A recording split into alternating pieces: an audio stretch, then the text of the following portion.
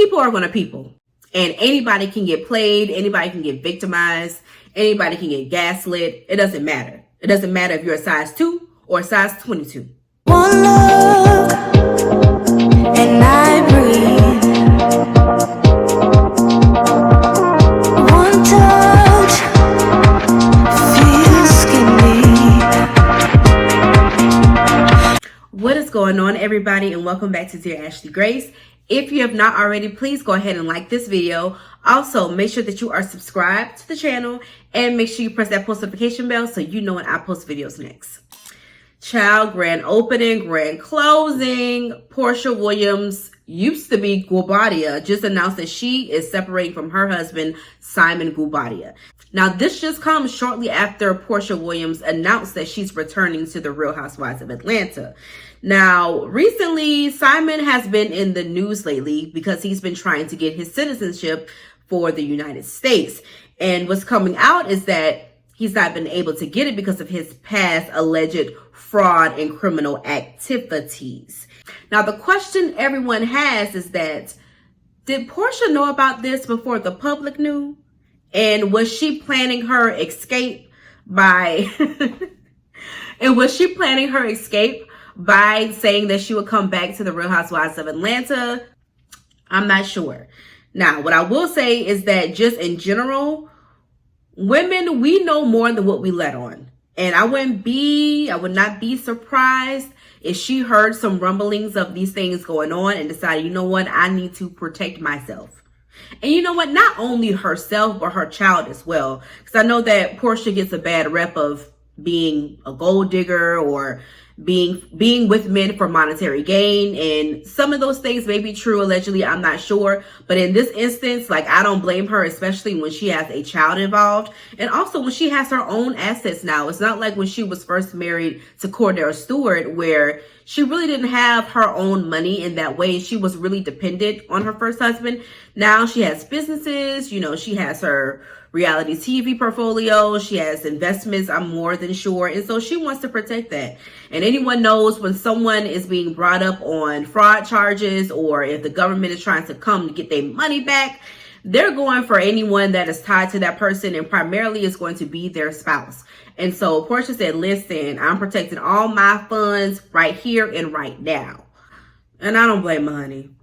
Beyoncé goes #1. So after debuting at #2 on the Billboard Hot 100 singles charts, Beyoncé just debuted as #1 on the Hot 100 charts for her song Texas Hold'em. Now, Beyoncé becomes the first Black woman to have a country song #1 on the Billboard charts. And just for history purposes, I think this is awesome. I think a lot of people are upset in their feels and bothered. They see it as if Beyoncé just started in the genre, and there's been a lot of other Black artists who have been singing country music for the longest, have never seen this type of success. They just don't want to see Beyoncé or a Black person, period, doing what she's doing. I think this is going to be even better for Black country artists because it's going to boost their streams and their music and their searches and their profiles as well. Now, I am seeing a lot of stupidity online when it comes to Black people and who invented country music, and certain styles of country music shouldn't be considered to be country music. At the end of the day, music nowadays is all popular music. All music is influenced by popular music. And what I mean by popular music, all music today is influenced by hip hop. Hip hop is probably the most popular music. And so, yes, you're going to have country songs that are influenced by pop and rock and hip hop and R&B. That's just where we are now. Just like any other genre, everything is going to be influenced by whatever genre of music is popular at that time. And so I don't see an issue with the style of country music that Beyoncé has released so far. There's people who are not Black who sing country music, and it's not that traditional banjo, fiddle sort of country music. And the conversation of Black people not being foundational in the creation of country music, I need y'all to do y'all research. I'm not here to educate anybody. I would implore you to educate yourselves on that endeared fact. Okay? Okay. Ooh, child, Reese Tessa.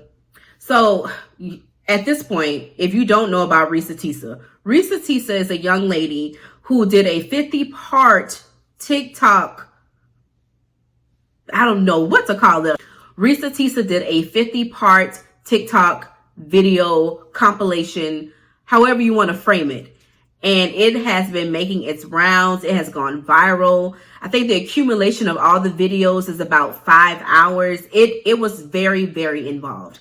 And it was about her ex-husband, Legion, who allegedly scammed her, did her wrong, was a narcissist, basically led her on a path of destruction. She wanted to vent about this relationship that she had with her ex-husband.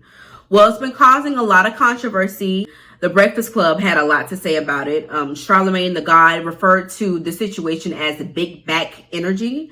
Now, if you all don't know, this term big back has been floating around for the past year now. Essentially, it was supposed to be something fun and lighthearted to where people were saying they want to unbig their backs because they're like eating all types of food and they're trying to get ready for the summer. And it was just supposed to be something very lighthearted and funny on social media. However, it's being weaponized into a thing to where, because she is a plus size woman, that somehow this energy and the treatment that she faced in the relationship with her ex-husband was somehow her fault because of her size, and maybe she doesn't have self-esteem. I just want to let y'all know right now, people are going to people.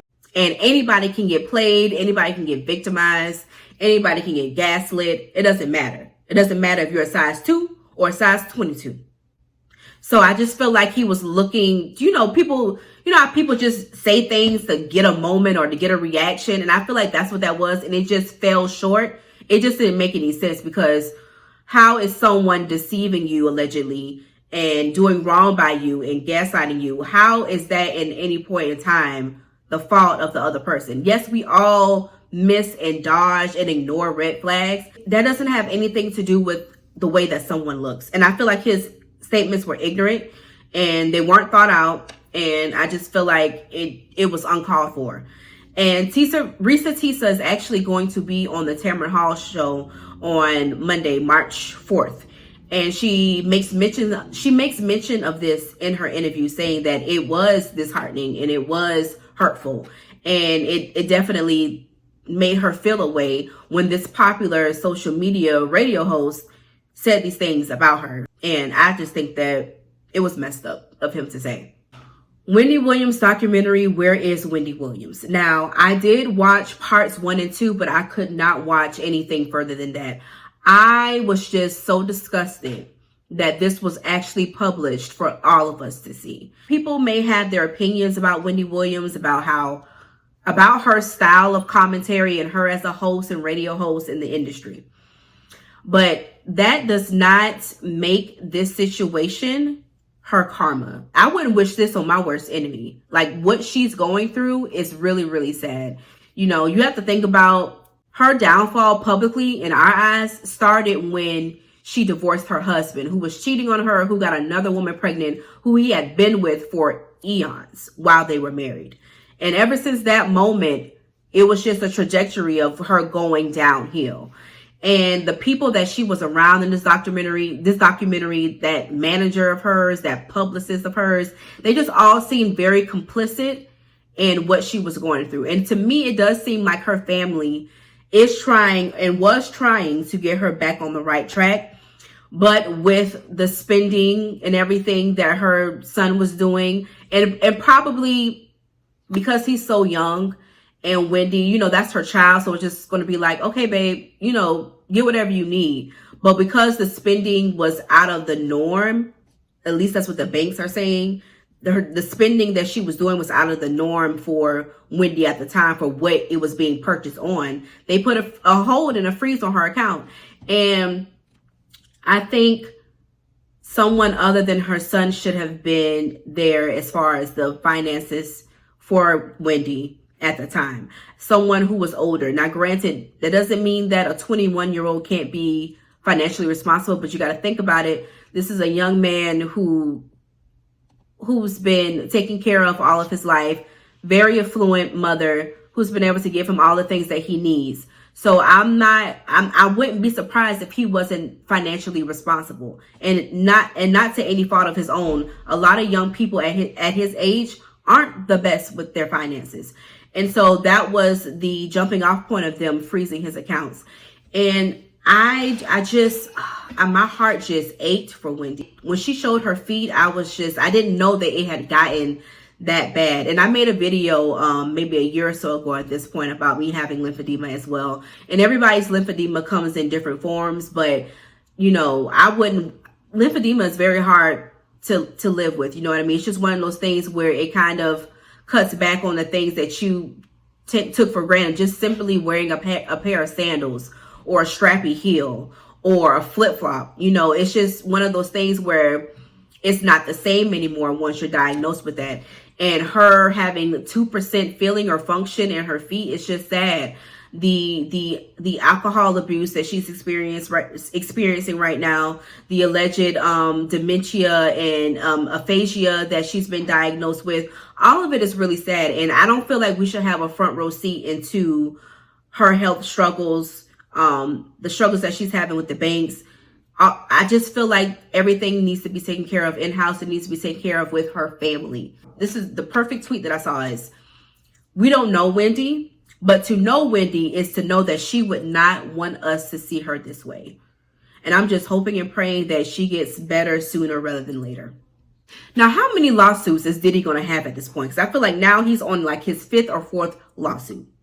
So in this lawsuit, a young male producer, is accusing Diddy of intimidation, of SAing, grooming, and so many other things. Now, in this lawsuit, this young producer is naming names. He's naming Stevie J. He's naming Diddy's son, Justin. He's naming Young Miami as being people who have been complicit or somehow involved in the discourse of the situation, allegedly. Now, I knew that when Cassie filed her lawsuit, that more lawsuits were going to follow because it only made sense to. When people file lawsuits, you know, it empowers other people who have allegedly been through other things or the same things to come forward as well. It gives them the strength to be like, hey, if they can do it, I can do it too. And none of this is going to end well for Diddy. None of it is going to end well for him. 2024 has been the year of exposure, and it's going to continue to be that way. And everyone is going to get exposed for the things that they have allegedly been doing to people. And I hope that all those who are suing get the things that they need and the truth is found in all of the situations. Thank you all so much for watching this video. If you have not already, please go ahead and like this video. Also, make sure that you are subscribed to the channel and make sure you press that post notification bell so you know when I post videos next. Thank you all so much, and I will see you in the next one. Bye.